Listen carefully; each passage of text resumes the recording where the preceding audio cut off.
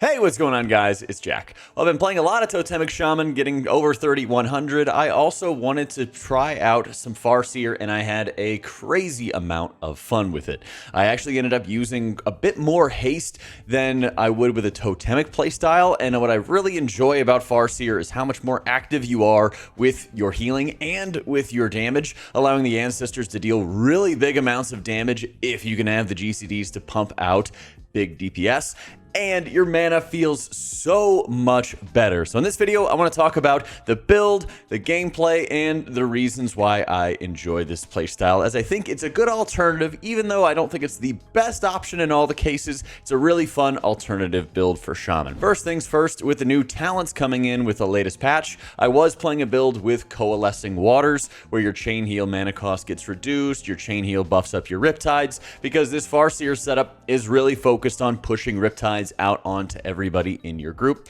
You also take advantage of Flow of the Tides, where you consume your Riptide to blast additional healing through your chain heal, which is great for when you need to do good AoE healing. It also helps feed up your Cloudburst totem even more, and running the Cloudburst totem is really valuable in a Farseer setup because it allows you to be very flexible with just healing everybody at once. Farseer on its own has great mana, so you can just pound huge healing surges, but if you want to do good AoE healing, you kind of have to set up your chain heals with Riptides already on your targets, and having Cloudburst Totem on top of that makes it so your burst healing can be even stronger as a result. I've played around with running with Downpour, running without Downpour. I think when you need it for the healing in particular, and especially if you can get groups stacked up in it, it's really powerful. But if you kind of know that everyone's going to run all over the place, I did end up messing around with Improved Earth Living, which felt pretty good. I did like DRE, Deeply Rooted Elements, but of course it kind of procs at random times. I found I didn't need Primal Tidal Core because I'm just casting lots of Riptides anyway, because the Elemental Reverb on the Farseer tree and Echo of the Elements both give additional charges at a Riptide, so you can really easily sort of blanket your entire party in Riptides and just kind of keep the healing flowing all the time, which is great for those who really actively want to be healing everybody constantly throughout the dungeon. It feels like you're constantly sort of setting up your healing with Riptides, and then whether it's having your surges buffed by talents like Deluge or consuming them early with Flow of the Tides, you're kind of building up healing and then being able to blast it onto your allies whenever you need. When it comes to leveraging your ancestors with Farseer Shaman, you activate them in two different ways. You activate them with Unleash Life, which you want to basically just be using on cooldown with a 15-second setup, and then that's going to spawn one of your ancestors, which replicates your healing and your damage abilities. You also have a 30-second cooldown on Ancestral Swiftness, which is going to give you a free cast, whether you want to use it on like Chain Heal or Healing Surge, whatever it might be. It'll also spawn an ancestor to your side. Now, your ancestors replicate your spells or something similar to your spells. For example, if you hit a single target spell like Surge, it's also going to cast Surge from the ancestors. If you are casting a totem like Cloudburst Totem during your ancestor duration, it's going to have your ancestors cast a small chain heal onto your allies. If you're going to cast Healing Rain, it's also going to cast a chain heal onto your allies. And if you're casting damage abilities, if you're casting like a Flame Shock, it's going to trigger a Lava Burst from your ancestors. You know, Lava Burst triggers Lava Burst. Chain Lightning triggers Chain Lightnings onto them. The ancestors' healing is not going to convert into Cloudburst Totem healing. It's not going to actually fill up your Cloudburst or anything along those lines. But one of the nice benefits is that you can clip casts with your ancestors. If you're tracking the duration of your ancestors and it's about to expire, you can hit a Flame Shock at the last second and it'll trigger a Lava Burst cast. If you are hitting a cast at the final second of the duration, the ancestors will cast that spell. They will replicate that spell before they expire. This gives you the opportunity to start sniping extra damage or extra healing casts while watching their duration, and to further buff up your big healing moments by keeping an eye on when you're activating your Unleash and your Ancestral Swiftness. When it comes to your gameplay, of course, you're going to be maintaining your Earth Shields on the tank and on yourself. With the talent Reactive Warding, you can also refresh your Earth Shield for a big heal on the tank. And since you have 12 stacks of Earth Shield, it's an even stronger tank heal that you can put out. Since the stacks can get consumed very quickly, I'm usually trying to refresh my Earth Shield anywhere between 1 stack and 3 stacks left for that incoming heal onto your allies. Of course, you want to make sure you're blanketing Riptides out onto the group and keeping your healing rain dropped. I did run some dungeons without healing rain just to kind of see how it would go. As long as you're able to get people mostly stacked in it, you know, of course, you always want to be casting it, taking advantage of things like acid rain, as well as the downpour possibilities, especially if you can activate downpour while you have a cloudburst totem up. So the usual gameplay loop that I'm having is maintaining Riptides on my entire party, maintaining Earth Shield on my tank and on myself, and then when I need to do big healing, I'll then make sure I have healing rain already down, activate my cloudburst totem, and if it's a heavy single target, you can be really aggressive with your healing surges since you have a lot of tidal wave stacks from the 4 stacks allowed by the Farseer talent tree. You want to make sure you're keeping your Unleash Life on cooldown, and if there's no healing really required at that moment, you can spend it on Riptides, but usually you just use this for whatever is needed. If there's no damage, you Riptide somebody. If there's heavy single target, you spend it on a healing surge. If there's AoE damage going out, and you can also pair it with a cloudburst totem, you pair it up with a chain heal for the increased healing that it does there. So what I'm trying to do whenever I'm setting up for AoE healing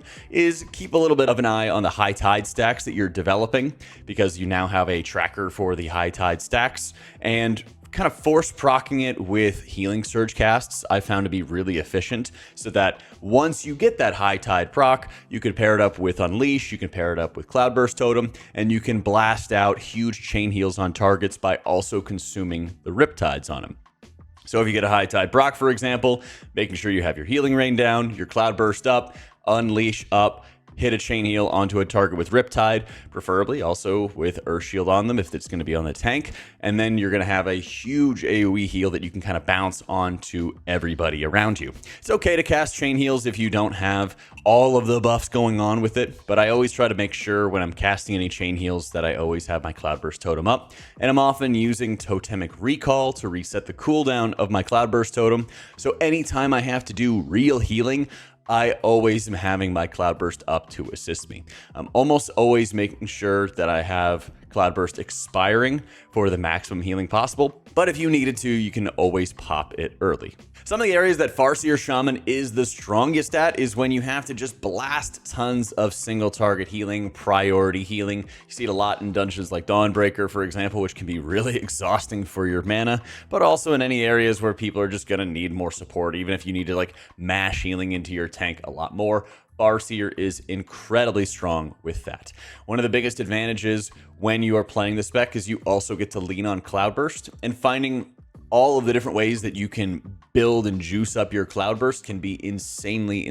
effective. You know, usually you're using Ancestral Guidance and Ascendance together all the time, and as you're popping those cooldowns, beefing up your Cloudburst even more, you also have the option of when you want to actually burst with your CBT, and that makes a huge impact on really big healing check encounters, because you can have the upfront healing out of your Ascendance and AG combo, and by juicing up your Cloudburst, you can kind of pop that a little bit later on down the line, allowing you to start squeezing out a little bit of extra damage when you want to. Farseer is not the highest healer damage spec in the game right now by any means, but it can be a lot higher damage than what you would see out of Totemic, and so when you play it properly, by leaning on your Cloudburst and getting used to that huge bursts possible, you can also start weaving out a couple more damage globals. This is part of the reason why I was running with a bit more haste. I was running like 15 to 20% haste with Shaman, then crit, then versatility after that, so I could a little bit better squeeze out the GCDs,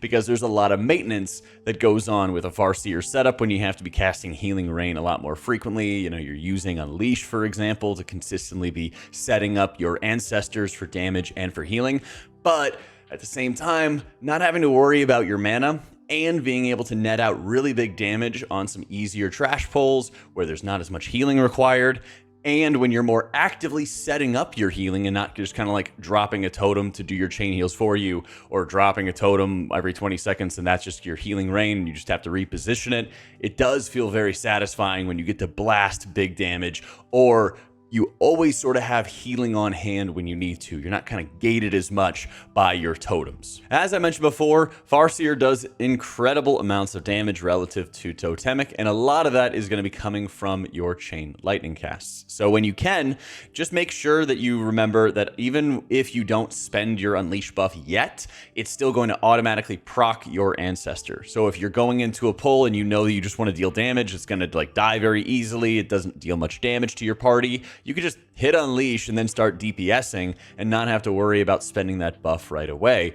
until, you know, somebody starts taking a hit or somebody starts taking some damage. And as a result, often what I'll do in the damage pulls is I'll just hit Unleash, hit Ancestral Swiftness, and start mashing out Chain Lightnings on 2 or more targets. And if I'm in like mists and I know there's going to be like the damage vulnerability phase, I will just set up only single target damage with Flame Shock, Lava Burst spam, and having all those extra charges of Lava Burst can feel really, really satisfying when you have that vulnerability window and you can just pound damage globals every single hit. And once again, keep in mind that you can clip those casts, you can snipe an extra global out of your Ancestors by watching their duration and hitting a GCD for damage or even for healing before they expire, because they will also cast that before they despawn. Some of the strongest areas I think that exist for Farseer Shaman right now are dungeons where you have to do lots of single target damage on a consistent basis. Now that could just be Pug M+ groups where you have to mash healing into tanks who are still learning, but that could also be dungeons like Dawnbreaker or Siege of Borealis that feature really heavy single target heal checks, whether it's the last boss of Siege with those debuffs or the mini bosses in Dawnbreaker with those huge ticking debuffs that are coming from the shadows and coming from mini bosses on hand. The big benefit out of Farseer is that it feels like you always can have healing and you can always generate healing whenever you really need to, because the big output sources are your cooldowns in Ascendance and AG. They're from your High Tide, and it's a lot easier to build up those stacks of High Tide when you more readily have mana available from just mashing out some high value healing surges and then following it up with some of those High Tide chain heals, also consuming your Riptides onto your allies. And it sort of seems like you have this endless flow of healing that you can draw upon whenever you really need to. The downside, however, is that it's a lot more active. There's a lot more like chores that you have to juggle between, with Healing Rain on a low cooldown, Unleash Life on a low cooldown, and having a pretty decently high dependence on Riptide onto your allies, especially if they're not in your healing rain, where you want to make sure you take advantage of passives like Deluge to increase your healing onto them. It often means that you're going to be spreading your Riptides out onto a lot of allies and working to maintain it. The plus side of that is that it feels like you're kind of actively healing throughout the entire dungeon and actively playing a role in everyone's health, rather than with Totemic where the chain heals are just kind of auto casting and auto sort of spewing out for you whenever you have Healing Stream Totem available. There's a lot more active healing that comes out in Farseer Shaman, which can make it a lot more challenging, but I think it feels extremely rewarding, especially in some of those high priority single target dungeons that you have on hand. And when you get into like the harder AoE heal checks, if you're fighting in like something like Edna for like the first boss out of Stone Vault, or you're fighting some of like the larger AoE bursts that you might see in things like Grim Batol, that's where you have to lean more on building up your High Tides and kind of pooling them up for specific moments of damage.